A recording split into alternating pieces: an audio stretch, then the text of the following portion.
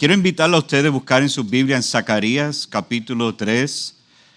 Zacarías es el penúltimo libro del Antiguo Testamento y es, por si acaso no saben, sí es un libro de la Biblia.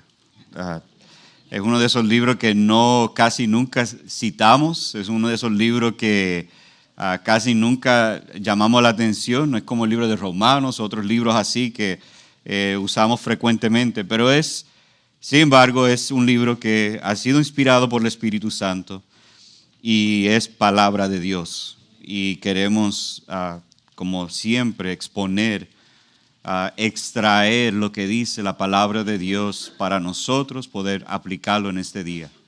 Y en este día estaremos hablando sobre el tema de la redención del creyente, pero antes de hablar de eso, antes de entrar al texto, quisiera hablar un poquito sobre una condición humana muy real que todos sufrimos, todos nos da en algún momento en nuestra vida, y es el desánimo. Es una condición típica y normal que sucede en la vida de cada uno de nosotros. En algún momento en su vida, si no ahora mismo, quizá algunos hoy día están desanimados, van a ser desanimados. Y la respuesta al desánimo, hoy vamos a ver cómo Dios responde a un pueblo que está totalmente desanimado para levantar sus ánimos y ver más allá de su condición y poder vivir una vida en gozo y paz en Cristo Jesús. La realidad es que hay diferentes maneras que nosotros podemos ser desanimados. Uno puede ser simplemente porque las cosas no fueron a nuestra manera. Otra manera que podemos ser desanimados es por pecado. El pecado nos va a desanimar a nosotros. Otra manera es el sufrimiento. El sufrimiento nos va a dar a nosotros desánimo. También otra manera que podemos ser desanimados es la situación en que estamos viviendo en la actualidad, donde miramos donde nosotros estamos, miramos hacia afuera y vemos a la verdad que las cosas no están bien y nos pueden desanimar. O puede ser el mismo Satanás acusándonos a nosotros y creemos entonces la acusación de Satanás y nos caemos nosotros en un desánimo. Mi oración hoy es que los santos de la Iglesia Bautista Central pueden salir de aquí animados. Y aquellos que no son santos de la Iglesia Bautista Central, que puedan salir animados, salvados, conociendo a Cristo Jesús como su único Señor y Salvador. Así que vamos a dar lectura a Zacarías capítulo 3, versículos de 1 al 10, y dice así, en nombre del Padre, Hijo y Espíritu Santo. Entonces me mostró al sumo sacerdote Josué, que estaba delante del ángel del Señor, y Satanás estaba a su derecha para acusarlo. Y el ángel del Señor dijo a Satanás: el Señor te reprenda, Satanás. Repréndate el Señor que ha escogido a Israel. ¿No es este un tizón arrebatado del fuego? Josué estaba vestido de ropa sucia, en pie delante del ángel. Y éste habló y dijo a los que estaban delante de él: quítenle las ropas sucias. Y a él le dijo: mira, he quitado de ti tu iniquidad y te vestiré con ropas de gala. Después dijo que le pongan un turbante limpio en la cabeza. Le pusieron un turbante limpio en la cabeza y le vistieron con ropas de gala.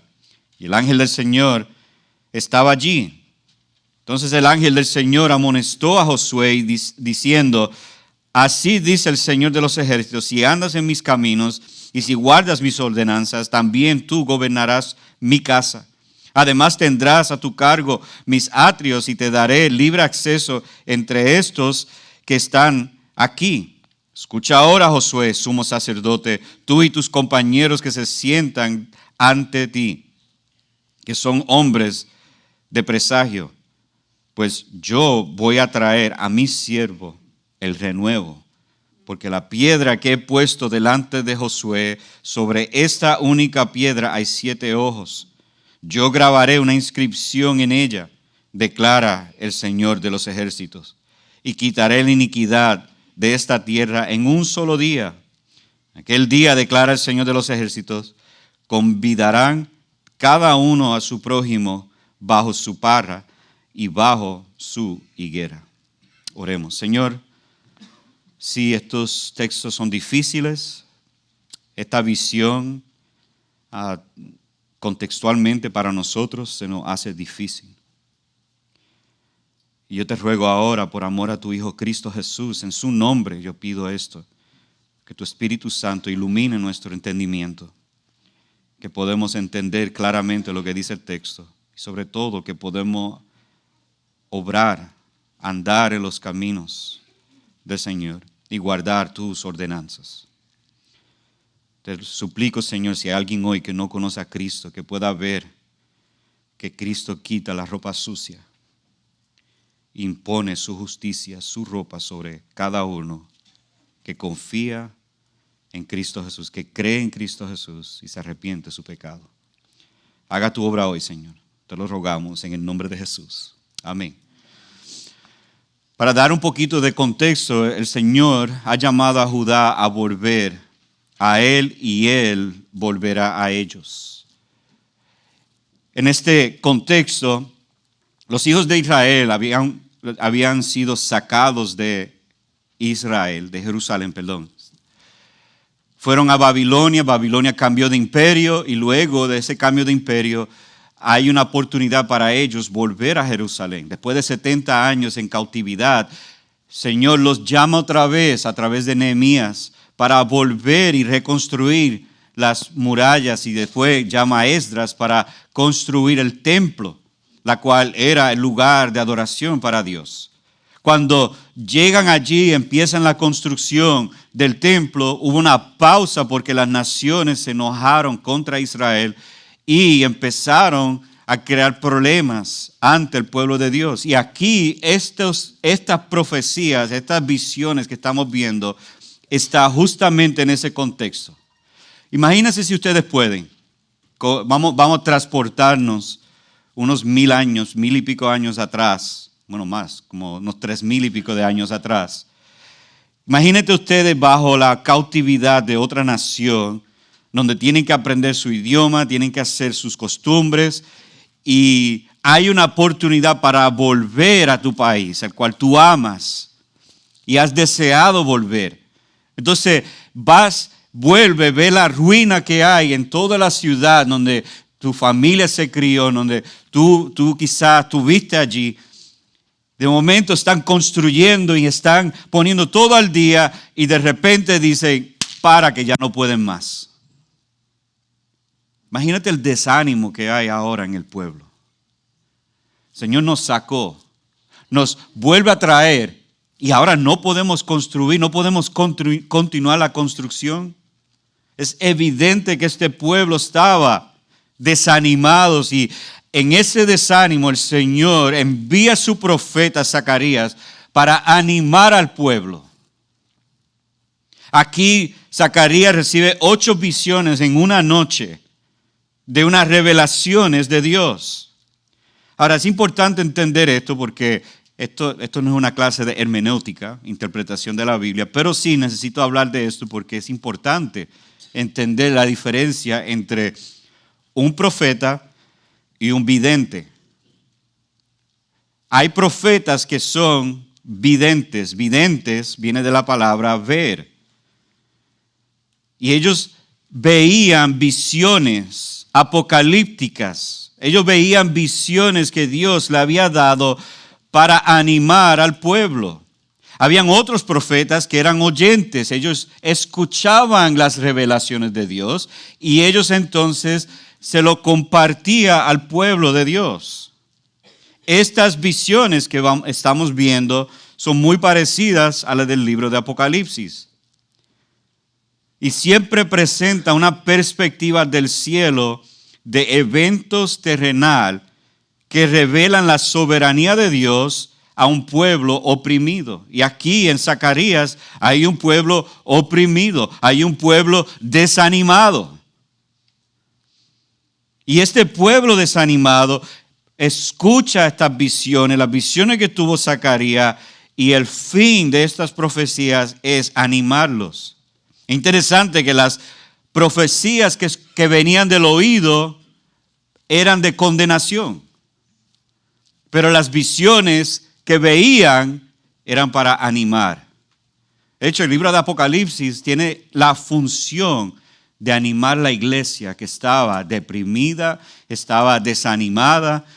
Y el libro de Apocalipsis, aunque a veces lo lee y uno se asusta, no tiene esa intención. La intención de Apocalipsis es animar al pueblo de Dios. Cristo va a venir, Cristo va a volver, Cristo establecerá su reino y Él va a llegar. La certeza de la venida de Jesucristo es para animar la iglesia, no para traer miedo.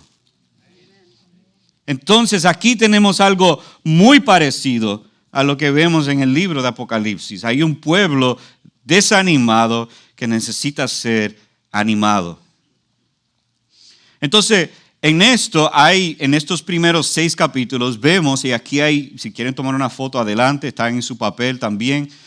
Esto es un patrón, lo que se conoce como un patrón quiástico. Yo sé que es una palabra quizá inventada para ustedes, pero sí tiene un significado. Eso es que tiene un patrón donde el primero y el último son parecidos. Después el segundo y tercero, el sexta y séptima, donde van de la mano, repitiendo varias cosas que otra vez tiene fin de animar, para llevarnos como si fuera una torta, un sándwich. En el mismo medio está el tema central o el tema que quiere articular el Señor para su pueblo. Hoy estaremos viendo la cuarta visión, la semana que viene la quinta, donde estaremos enfocando en el tema central de estas visiones. Así que no es que esto es más importante que los demás, pero sí es importante. Entonces vemos en la primera visión, para dar un repaso, la soberanía de Dios en los acontecimientos y misericordia de Dios con Judá. Segunda visión, vemos las naciones que son derrocadas. En la tercera visión vemos a Jerusalén que será exaltada. Hoy veremos el perdón de pecados del pueblo de Dios. La semana que viene la gracia de Dios manifestada a su pueblo.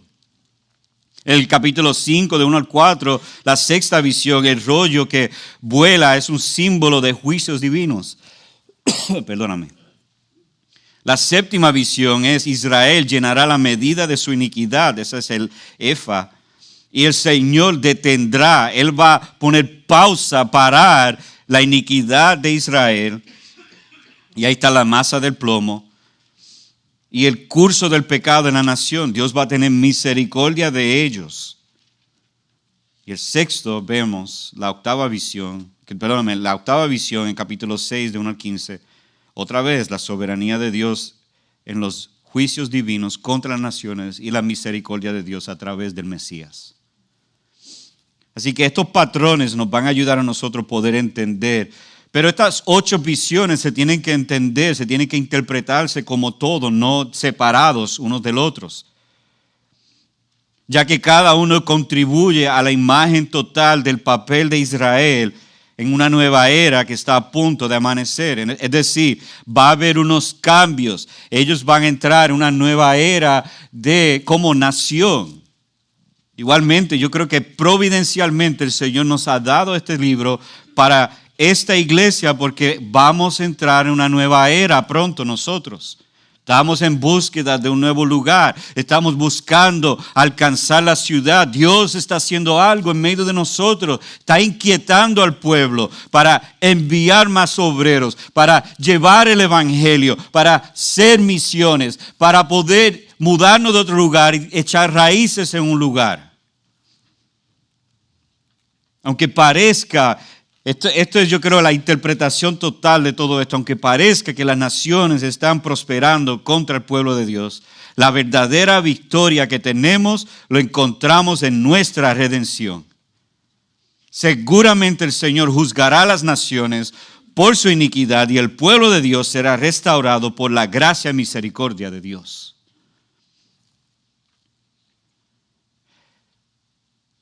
Hay un peligro antes de continuar que tenemos que tener en cuenta.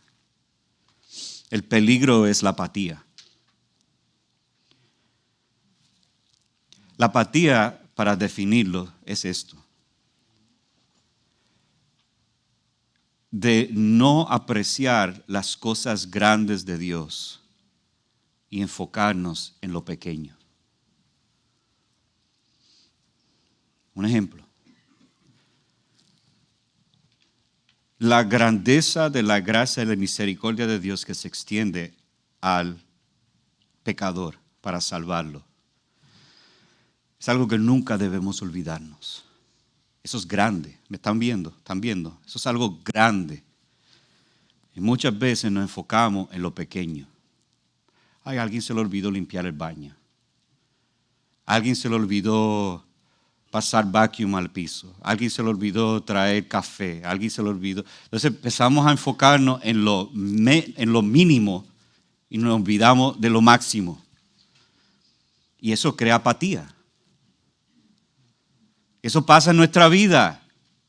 Nos enfocamos tanto en trabajo, nos olvidamos de vivir. Apatía. Hay un enfoque: dinero, casa, cosas. Eso que está pasando en Israel. Y creamos apatía de lo grande. Lo más importante lo vemos, nos aburrimos de eso. Ya no nos importa. Lo grandioso y la gloria de Dios se nos olvida. Y lo pequeño, eso entonces lo vemos como más importante. Hay un peligro y yo les ruego a Dios que ustedes despiertan de esa apatía y puedan ser llenos de celo de la palabra y de la gloria de Cristo. No caigan. El ejemplo de Israel es para nosotros. Ellos cayeron después en apatía. Hoy vamos a ver cosas grandes. Yo ruego a Dios que ustedes no se aburran por esto grande de hoy. ¿Qué vamos a ver hoy? Cristo escoge a su pueblo, versículos 1 al 2. Cristo justifica a su pueblo, versículos 3 al 5. Y Cristo santifica a su pueblo, versículos 6 al 10. Primer encabezado que vemos en el texto es que Cristo escoge su pueblo. En versículo 1 empezamos a ver una visión donde se muestra el sumo sacerdote. Este es el oficio más grande que tenía un hombre en Jerusalén. De hecho, hasta más grande que el rey. Porque él guiaba al pueblo de Dios en la adoración hacia el Señor, hacia Jehová. Y la visión es de tener asombro. Porque lo primero que vemos es que este sumo sacerdote está delante del ángel del Señor. Y ya el pastor Tony ha puesto un argumento, en el cual yo estoy de acuerdo, es que el ángel del Señor es Cristo Jesús. Y aquí vemos al sumo sacerdote ante Jesucristo y vemos a otro en el escenario, Satanás. Dice, y Satanás estaba a su derecha para acusarlo. Interesante la postura y la posición donde estaba Satanás, a la derecha. Ahí está Jesús, ahí está Josué delante de Jesús y ahí está Satanás a la derecha de él. Y dice, estaba a su derecha y tenía un trabajo. Satanás tiene un trabajo. Y déjame decirle, Satanás hace su trabajo muy bien. Estaba ahí para acusarlo. El nombre de Satanás significa adversario o acusador. Esta palabra significa, la palabra acusar o acusando, significa alguien que señala a otro atribuyéndole la culpa de una falta, de un delito o de un hecho reprobable. Es decir, alguien dice que tú hiciste algo mal. Una vez cuando yo estaba estudiando y mis hijos estaban calentando una comida en microondas, yo escuché un plato romperse. Ustedes saben, cuando se rompe un plato es como una alarma prende en uno. Y yo bajé de una manera que no me escuchaban. Y la cocina estaba como media cerrada, así que no me podían ver. Y cuando yo llego, yo escucho a mi hijo mayor decir a los otros dos, no le diga a papi que fui yo. Y yo cuando voy los confronto a los tres, les digo, ¿quién rompió el plato? Rápido, uno de ellos, que no va a ser mencionado, inmediatamente dijo, fue Yaciel, el mayor. Él acusó a su hermano de una culpa de su delito. Él atribuyó la culpa de su delito a él. La función de Satanás es acusar al pueblo de Dios. Tristemente, la manera que respondemos a las acusaciones del diablo es con culpabilidad. Por ejemplo, tal vez tú has escuchado esta voz en tu cabeza. Tú no sirves para eso porque tú pecaste. Tú no mereces ser esto o aquello porque tú eres un mentiroso. Es tu culpa que tus hijos son así. Dios nunca te perdonará por eso. Quizás ustedes han escuchado esas acusaciones. ¿Qué hice yo para que esto sucediera?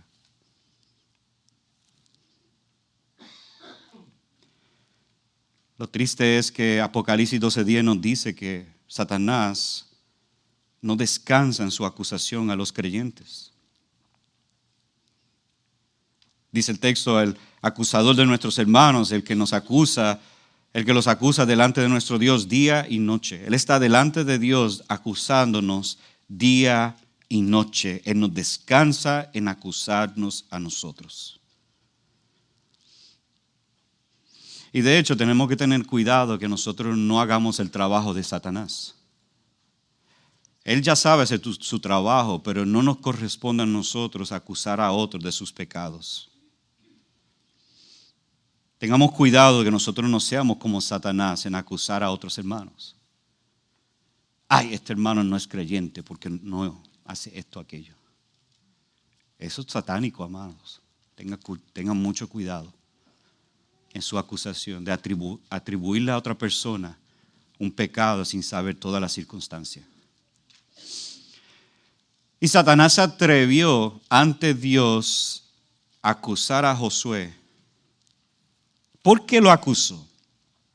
Yo no tengo el versículo 2.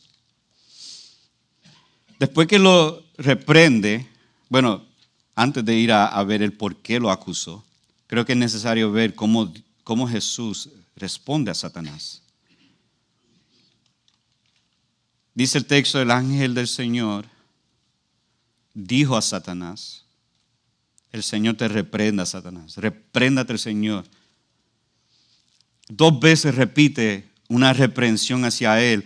La palabra reprensión significa decirle a otro que está mal. Tú estás equivocado.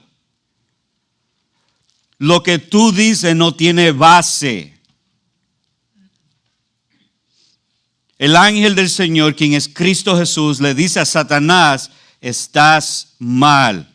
No es cierto lo que estás acusando a Josué. Y da 2 razones por la reprensión. Y aquí viene el encabezado.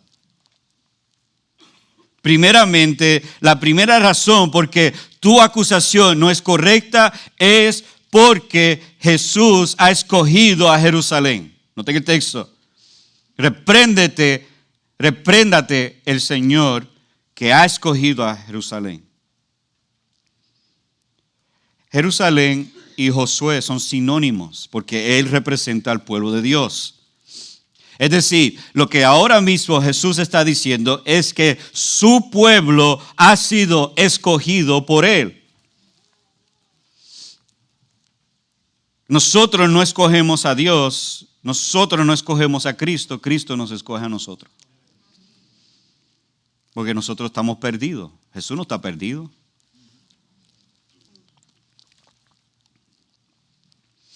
No solamente esa es la razón por la reprensión. ¿Sabe? La reprensión que le da viene de la base de la elección. Es decir, porque Cristo escogió a su pueblo, Satanás no tiene razón para acusarlo. Pero hay una segunda razón. Y noten el texto, hay una pregunta. Ahora, esta pregunta es también diseñado para dar la razón de por qué la acusación no es válida. ¿No es este un tizón arrebatado del fuego?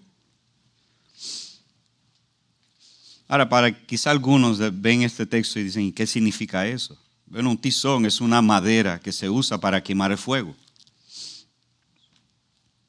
Si tú pones, vamos a decir, tú vas a hacer un barbecue en tu casa, tú vas a poner unos pedazos de madera para poder cocinar la carne. Pues imagínate, aquí vemos una imagen. Vemos al Señor mismo arrebatando, sacando un tizón, un pedazo de madera que está siendo consumida por el fuego. Lo sacó para rescatarlo. ¿No eres tú rescatado del fuego del infierno? Cristiano, piénsalo. O sea, esta imagen nos dice mucho a nosotros. Tú has sido arrebatado del fuego del infierno. Dios te sacó de lo que tú merecías para elegirte y escogerte como su hijo. No hay razón por estas dos realidades. La acusación de Satanás no es válida porque el pueblo de Dios ha sido escogido y salvado de su pecado, de su iniquidad y de su transgresión. Entonces, ¿qué ha hecho Jesucristo para asegurar nuestra elección y justificación? Bueno, ahí vemos el resto del texto. Notemos el versículo 3 al 5, donde Cristo justifica a su pueblo. Versículo 3, vemos a Josué ahora. Acuérdase, ¿dónde estaba Josué? Delante del ángel del Señor, delante de Jesucristo. Y a su derecha está Satanás acusándolo. Y ahora en la visión vemos el por qué Josué fue acusado. Dice el texto, Josué estaba vestido de ropa sucia, en pie delante del ángel. Cuando estas palabras, un poco fuerte en el original, pero esta palabra, ¿sabes? Los traductores lo pusieron unas palabras más suaves, pero significa que estaba sucio con excrementos. ¿Sabes? Él estaba lo más sucio que un ser humano puede estar. Y estaba ante Dios el Hijo. Estaba lo más asqueroso que uno puede estar. Y estaba delante de Jesús. De esta manera. No pierdan de vista esta imagen, porque así es que estamos tú y yo. Tú y yo estamos así delante de Dios. Nuestro pecado apesta en el cielo.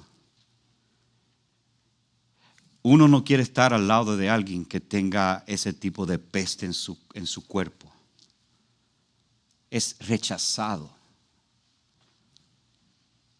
Y ustedes saben, cuando un bebé hay que cambiarle pañales, uno no lo aguanta ahí cerquita y lo besa y lo ama, uno lo pone lo más lejos posible para que esos olores no lleguen aún. Yo sé que ustedes aman a sus hijos, pero ese olor separa a uno.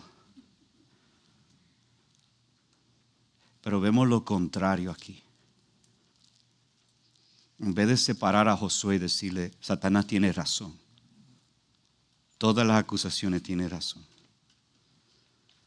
¿Qué hace Jesús? Vemos el texto.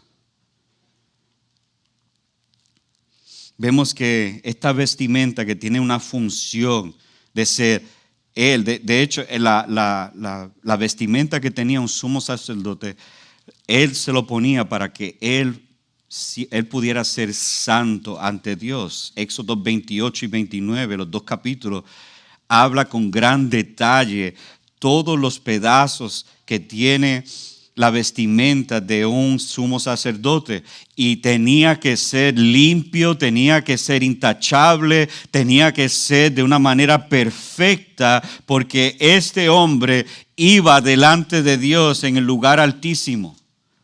Y al estar en ese lugar altísimo, cuando él traía el sacrificio para el pueblo, él tenía que tener cuidado que no se manchara con la sangre del sacrificio, y que cuando él lo traía ante el Señor, él iba a un lugar que solo él podía estar. Nadie más podía estar delante de Dios en ese lugar.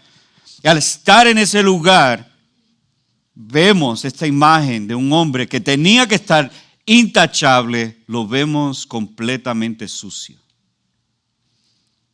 O sea que va en contra de lo que la ley dice. Y amados, tú y yo vivimos vidas en contra de lo que dice la ley de Dios. Nosotros estamos manchados desde la cabeza, de la punta más alta de la cabeza hasta los pies. Estamos totalmente manchados del pecado ante un Dios santo. Y Josué representándonos, cada uno de nosotros estamos ante un Dios airado, santo, sucios completamente por nuestro pecado. Y todas las acusaciones que Satanás dice son verdad. ¿Y qué hace Jesús? Si parar aquí es suficiente para ponernos tristes. Imagínate el pueblo escuchar eso. Nuestro sumo sacerdote, que nos representa, está sucio de esta manera ante el Señor. Tristeza le cae sobre el corazón de ellos. ¿Quién va a interceder por nosotros? ¿Quién va a poder dar el sacrificio por nuestros pecados? Pero vemos cómo el ángel del Señor habla. Versículo 4. Él habló y dijo: quítenle la ropa sucia. Le quitó su maldad. Dice Éxodo 28:3 que los sacerdotes deberían tener ropa consagrada y pura. Isaías 64:6 nos dice: todos nosotros somos como el inmundo y como trapo de inmundicia todas nuestras obras justas. Todos nos marchitamos como una hoja y nuestras iniquidades como el viento nos arrastran. Este sumo sacerdote representa la pecaminosidad del pueblo de Dios ante el Señor. Pablo lo resume así en Romanos 3:23: por cuanto todos pecaron y no alcanzan la gloria de Dios. Josué está ante el juez y no puede hacer nada para ayudarse, culpable de la suciedad y peste del pecado. Y todos nosotros somos como Josué ante el gran juez, culpable de nuestros pecados, sin posibilidad de poder ayudarnos a nosotros mismos. Pero el Señor quita la ropa sucia. Gloria sea su nombre. Él quita la ropa sucia. Es decir, Él dice: yo te limpiaré. Yo te voy a limpiar a ti. Esta es la promesa de salvación que es cumplida en Cristo Jesús. Esta visión nos muestra la obra redentora de Cristo Jesús. ¿Cómo Satanás puede acusarnos si Cristo nos limpió? Isaías 43:25 dice: yo soy el que borro tus transgresiones por amor a mí mismo y no recordaré tus pecados. Pablo dice de la obra de Jesucristo: porque Él nos libró del dominio de las tinieblas y nos trasladó al reino de su Hijo amado, en quien tenemos redención, el perdón de pecados. Colosenses 2:3-14 dice: y cuando ustedes estaban muertos en sus delitos y en la incircuncisión de su carne, Dios les dio vida juntamente con Cristo, habiéndonos perdonados todos los delitos, habiendo cancelado el documento de deuda que consistía en decretos contra nosotros y que nos era adverso, y lo ha quitado en medio, clavándolo en la cruz. Esta es la imagen de la obra de Jesucristo para perdonar los que tienen fe en Jesús. Y por eso Él dice, mira, he quitado de ti tu iniquidad y te vestiré con ropas de gala. Esto nos representa su justicia. Cristo nos quita las vestimentas sucias, asquerosas, y nos pone su ropa. No sé si ustedes han leído Lucas 15 cuando el hijo pródigo llega apestoso, sucio, de sudor y de los cerdos. El padre corre hacia él cuando lo ve. Le pone un anillo y lo besa. Le pone un anillo y le pone sobre él. Lo cubre con ropas de realeza. Ya no eres un hijo abandonado. Ya no eres un hijo pródigo. Tú eres mi hijo. Y lo trae otra vez a la familia. Lo trae con él otra vez. Eso es lo que Jesús hace con los suyos.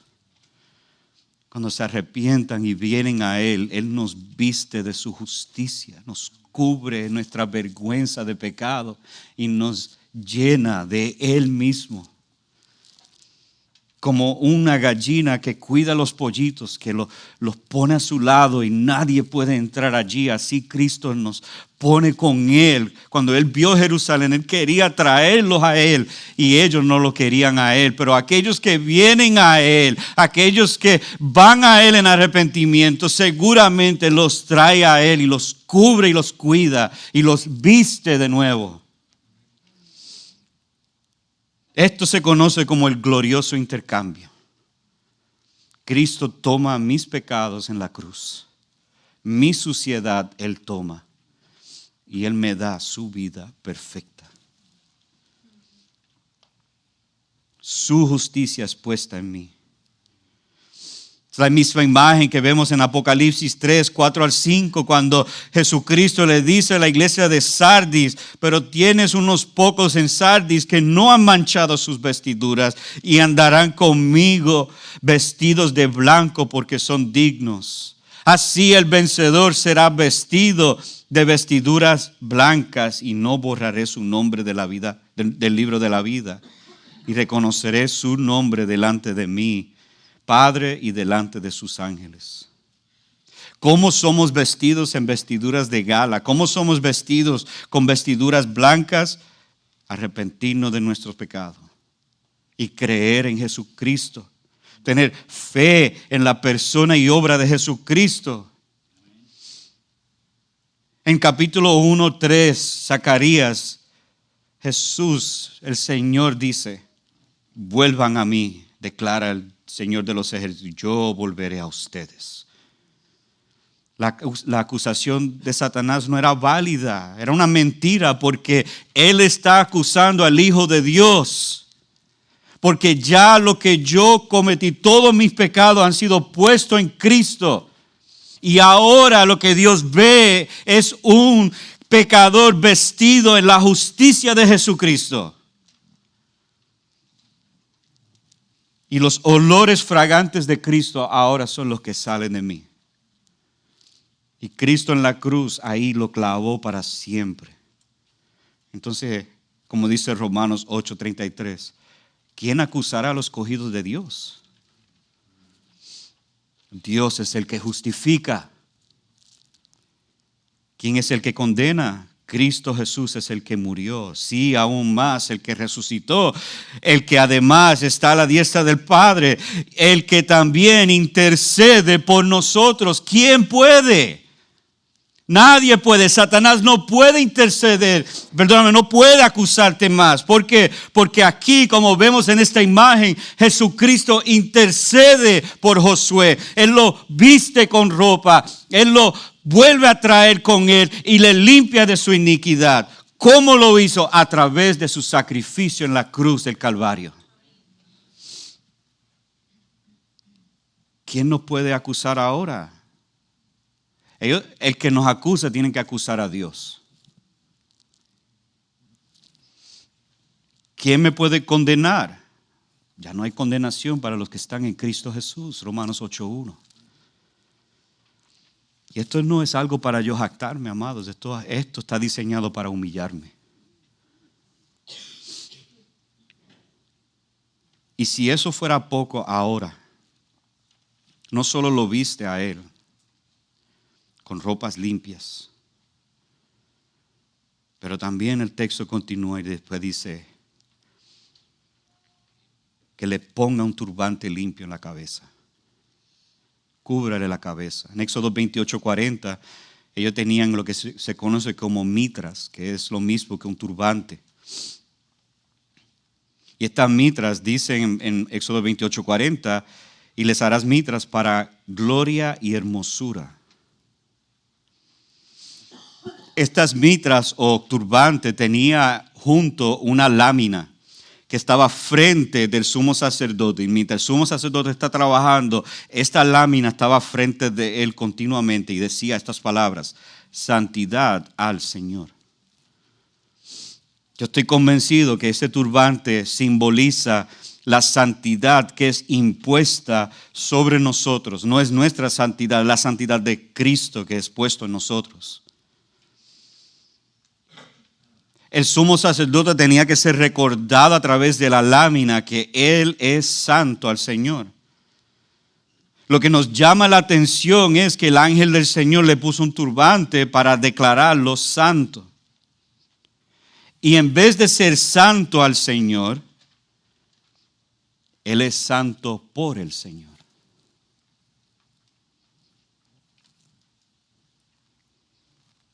Jesús vistió a Josué con justicia y con santidad. Y Jesús hace lo mismo con nosotros. Nos viste de su justicia y de su santidad. Ahora yo vivo en esa santidad. Ahora es un cambio de vida. La santidad no es algo solamente puesta sobre nosotros, pero es también algo para empujarnos. Esta gracia nos lleva a nosotros ahora a una vida nueva. De hecho, este texto es el puente para el versículo 6 al 10, que Cristo santifica a su pueblo. Hemos visto cómo Jesús escoge su pueblo y cómo Él reprende la obra satánica de acusarnos a nosotros. ¿Por qué? Porque nos escogió y nos ha salvado. Después vemos cómo Jesús justifica a su pueblo a través de la fe. Cuando creemos en Cristo, cuando nosotros ponemos nuestra confianza en Jesucristo, ahora la justicia de Jesús es puesta a mi cuenta y mi pecado es puesto en Cristo Jesús. Y ahora vemos cómo Cristo también, además de eso, pone su santidad sobre nosotros, y esa santidad ahora nos lleva a una vida nueva. ¿Para qué yo voy a volver a mi vida vieja? ¿Qué razón tengo yo si yo acabo de venir ante Dios con peste y suciedad? ¿Para qué yo quiero volver a eso? A menos que nunca fui transformado. ¿Para qué yo quiero volver a eso?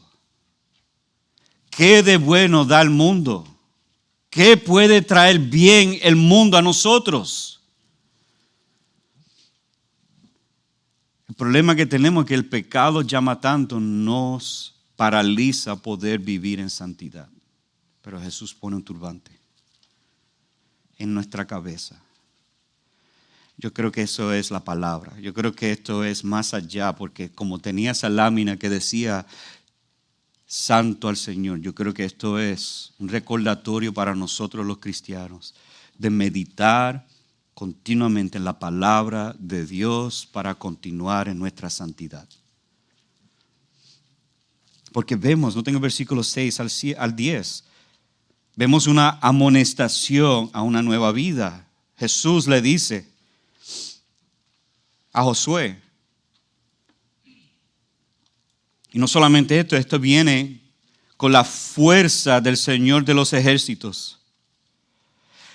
Y le da una amonestación condicional, noten el texto. Si andas en mis caminos y guardas mis ordenanzas, si tú haces esto, te voy a bendecir. ¿Me siguen? La condición siempre en toda la escritura es, si nosotros andamos en sus atributos, si nosotros andamos en sus mandamientos, en sus caminos, en sus ordenanzas, Dios nos va a bendecir. Ahora, yo espero que ustedes no están pensando, tú me estás diciendo tan pronto yo salga aquí y obedezco a Dios, Dios me va a dar más dinero. Es posible que te lo quite. Pero va a ser una bendición. Porque si el dinero es tu causa de pecado, gloria sea a Él si te lo quita.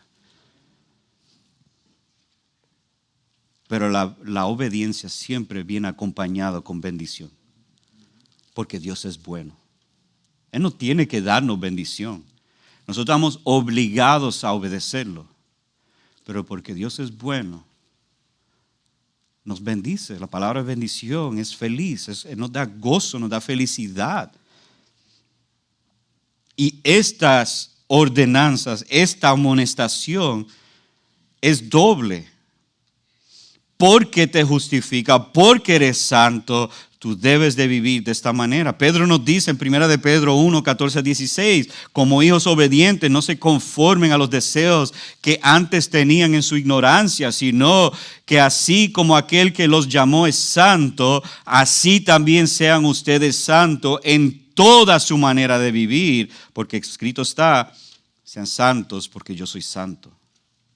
Dos cosas pide el Señor.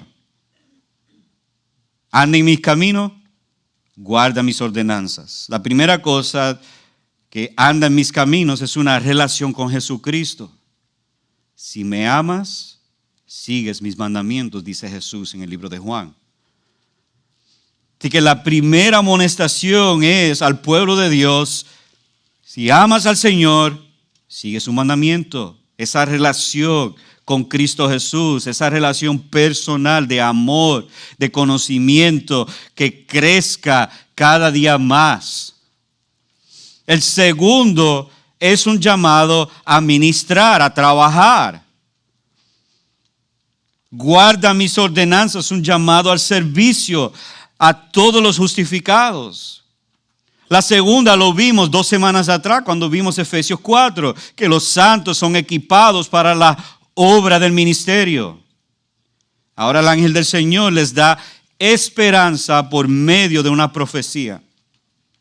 La fe nos justifica y esperanza es el motivo para vivir en santidad. Es decir, ahora el Señor nos da el mandamiento. Es claro, relación con el Señor, ministrarle a otros. Es doble, es los dos. Yo, por medio de mi relación con el Señor, yo ministro a otros. Ahora, necesitamos un motivo porque estamos desanimados, ¿verdad? ¿Cuál es el motivo que el Señor nos da a nosotros para cumplir sus mandamientos? ¿Por qué yo debo de hacerlo? Además de mi salvación, que debe ser el factor motivador principal. Pero por si acaso, déjame darte otro más. Así es Dios. Dios abunda en darnos a nosotros su bondad. Y ahora el enfoque va, Él sigue con el mismo pensamiento. Él quiere santificar a su pueblo, quiere que su pueblo ande en santidad, pero déjame darle a ustedes esperanza. Amados, si nosotros vamos un minuto sin esperanza, nos morimos. Necesitamos siempre tener presente que Jesucristo volverá por nosotros. De hecho, el libro de la Biblia termina con esa promesa. Cristo volverá por su iglesia. Y la iglesia debe estar anhelando que venga. Y ahora, a través de tres medios de simbolismo vemos unos oficios de Jesucristo. La primera que vemos en el versículo 8, noten el texto. Llama la atención a Josué. Escucha ahora, Josué, sumo sacerdote, le llama por su título también. Y no solamente a él, pero también sus compañeros. Dice, yo voy a traer mi siervo, el renuevo. Primera palabra que vemos ahí, y después en versículo 9 habla de piedra, vemos tres oficios de Jesucristo. En estos tres símbolos. Primero que vemos es Jesús el siervo. Es una profecía de Jesucristo, el que vino a servir y no ser servido. En Isaías 53 vemos el siervo sufriente, el siervo que sufre. Y amados, este siervo no ha dejado de servir. Cristo no ha dejado de servirnos a nosotros. Él nos sirve a nosotros intercediendo por nosotros ahora mismo. Él nos sirve a nosotros siendo cabeza de la iglesia. Y Él nos sirve a nosotros amándonos y cuidándonos y dándonos fortaleza cuando somos débiles. Jesús nunca deja de servir. Él nunca ha dejado de servir y Él sigue sirviendo a su pueblo porque ama a su pueblo. Pero el segundo que vemos es el renuevo. Esta palabra aquí significa una rama o vástago. Y esto apunta a una profecía de Isaías 11 que habla del retoño que brotará del tronco de Isaí, del padre de David. En el capítulo 53, los primeros versículos, dice que el que creció como renuevo tierno, como raíz de tierra seca, y después nos da sus características de su muerte. La primera característica que vimos es un siervo. El Señor enviará un siervo, pero enviará el renuevo. ¿Y qué significa eso? El rey. Él va a enviar un rey para gobernar sobre nosotros. Ese renuevo viene de la línea de David. Este rey ahora es el Rey de Reyes, Señor de Señores. Jesús dice en Apocalipsis 22:16, yo soy la raíz y la descendencia de David. Jesús es el verdadero rey, Él gobierna sobre su pueblo. No solamente eso, Él es la piedra, versículo 9. ¿Y qué se refiere aquí? ¿Qué significa la piedra? Pues si vamos otra vez a Éxodo 28, podemos ver que el sumo sacerdote tenía piedras preciosas sobre él. Diferentes colores para dar símbolo a todas las tribus de Israel. Pero esta piedra es diferente. Esta piedra tiene 7 ojos. Y si ustedes han leído Apocalipsis, saben que Apocalipsis 5:6 habla de un cordero con 7 ojos.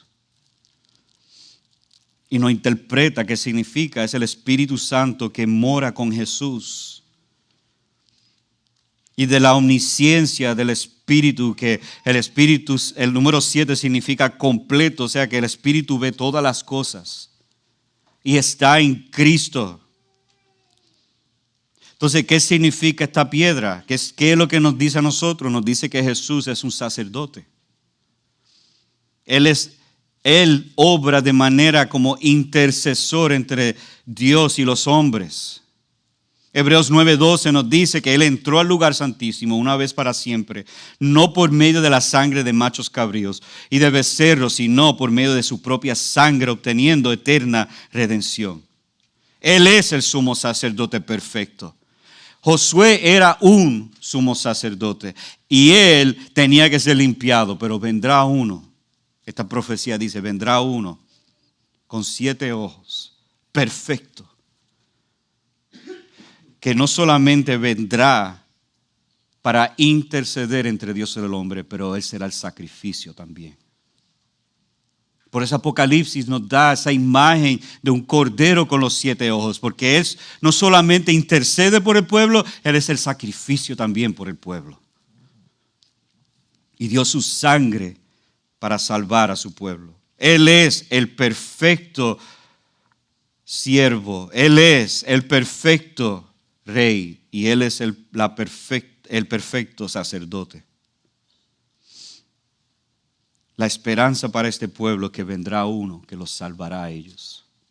Igual que Jesús justificó a Josué, un día vendrá uno que los va a justificar a ellos y justificará a aquellos que por fe creen en Jesucristo.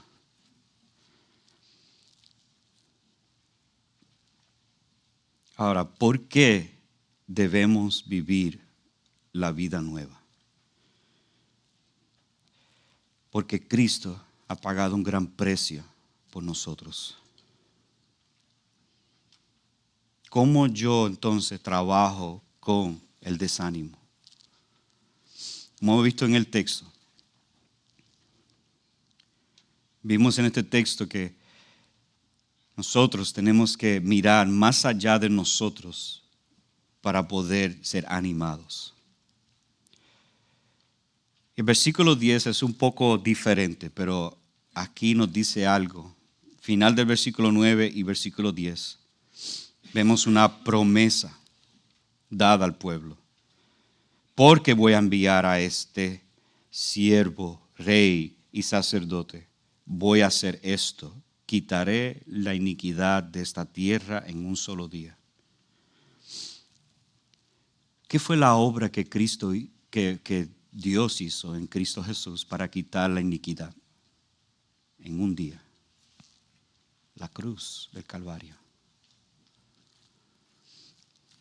En un día, en un momento, Dios quitó la iniquidad de todo su pueblo. Este siervo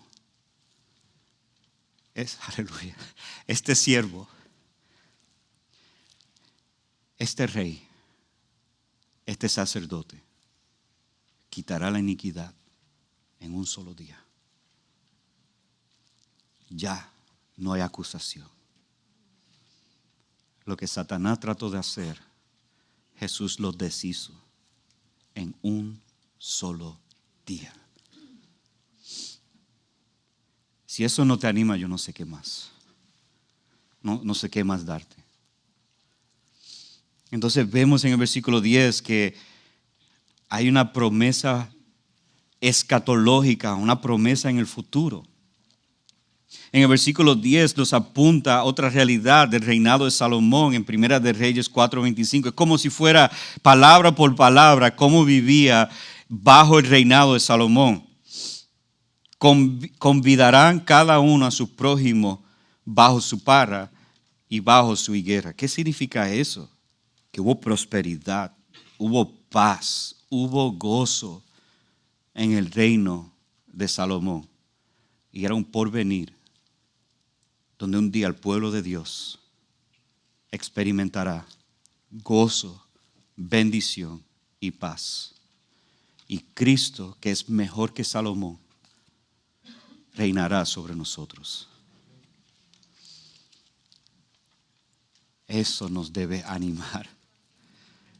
Buscar y esperar ese día nos debe de animar a nosotros. Es la promesa, amados. Esto es una promesa dada a nosotros.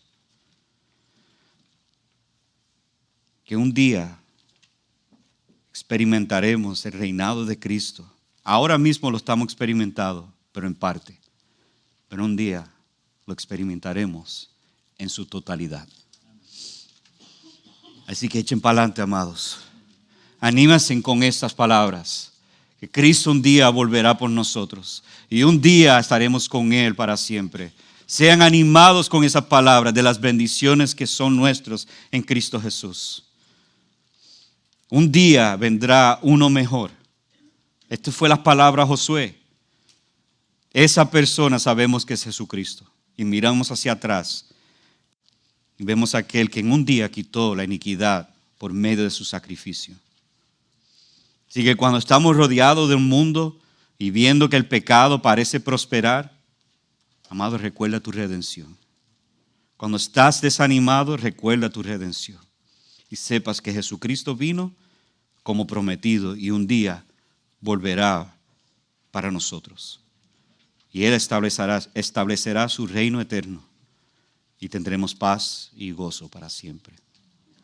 Hasta que ese día llegue, vamos a trabajar, vamos a luchar juntos y vamos a extender su glorioso reino en Oklahoma City y hasta el fin del mundo. Oremos, Señor.